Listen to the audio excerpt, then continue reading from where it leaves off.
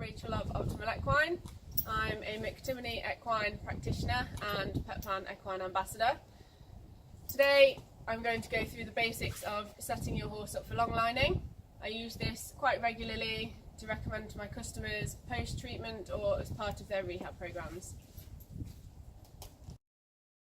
So the horse we're going to use today is Sleet. He's an 18-year-old thoroughbred, trained but never raced, far too slow.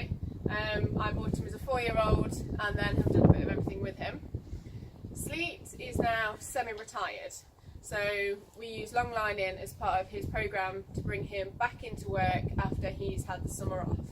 If we look at Sleet, we can see although he's got quite a nice well-muscled bottom, he actually has not a lot of top line at the minute. So because he's been out of work all summer, because the ground is too hard for him really, we bring him back into work over winter so that he can hack out and stay mobile while it's the colder months. Sleet suffers from kissing spine in his late thoracics into his lumbars and also has arthritic hocks. So using long lining for him allows me to get him working, moving forwards, but without the weight or strain of a rider on his back while he redevelops and builds the muscle he needs. So there are two different ways you can long line. You can either long line with a saddle or with a roller. In this video I'm going to explain how to set up to long line with a roller. The things that you need are your roller. Mine is fleece lined and got various different rings on it to attach side reins and put your lines through. I've got a couple of pads which I put underneath my roller just to help protect the horse's back, especially when you have a horse like Sleet that's got quite high wither. It stops any pressure points from the roller. I've got a pair of side reins. This will go from bridle to roller and stop him just spinning around trying to turn and look at you. And then obviously two functional long lines, one for each side.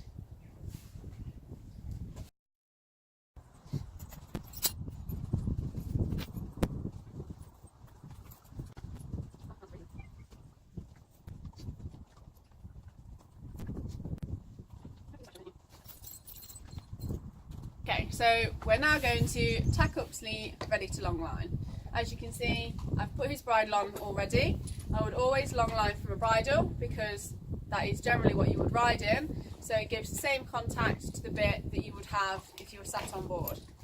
So Sleet goes in a Micklem and I've just popped his head collar over the top while we are handling him. So to start, we'll leave his rug over his bum to keep him nice and warm because it is quite cold today.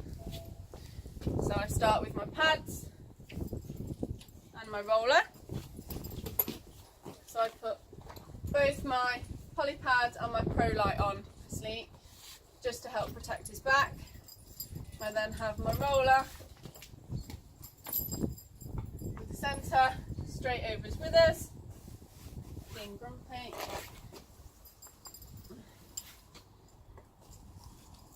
And then just do it up.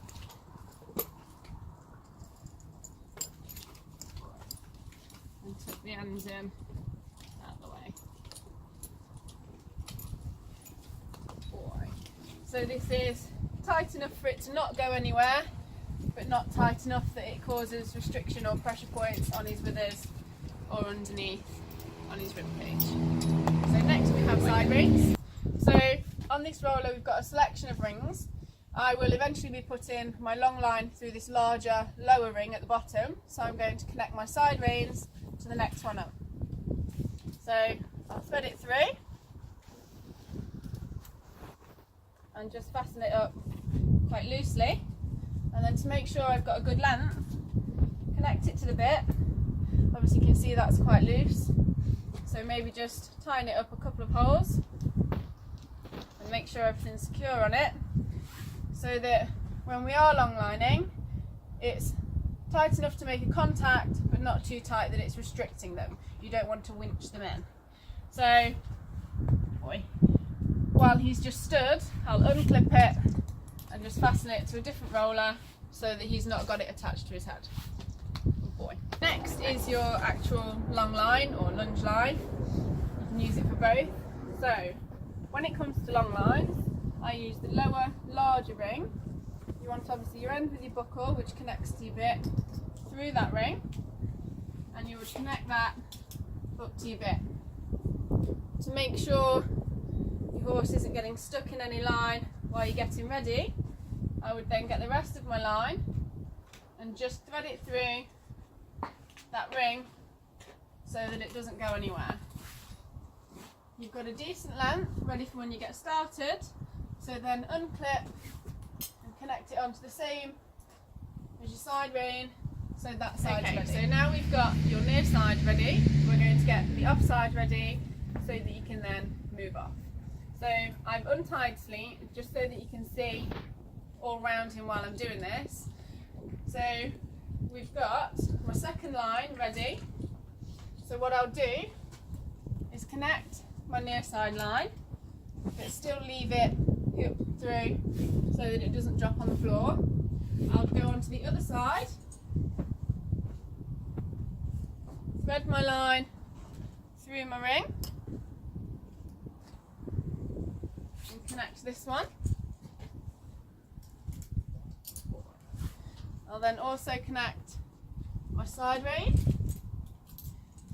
and my side rein I put on top or over the top of my actual long line. Boy. Then with the excess of this line, boy, I'll pop it over the top of him so that it doesn't hang around his bottom. Swap back round on sides. Connect my side rein this side again, so it's over the top of my long line so they don't interfere. Pull the excess out of this ring, so I have that in my left hand ready to go. Take the excess, good boy, from my offside, and then literally run it round his bum, good boy, so that you're ready to move off.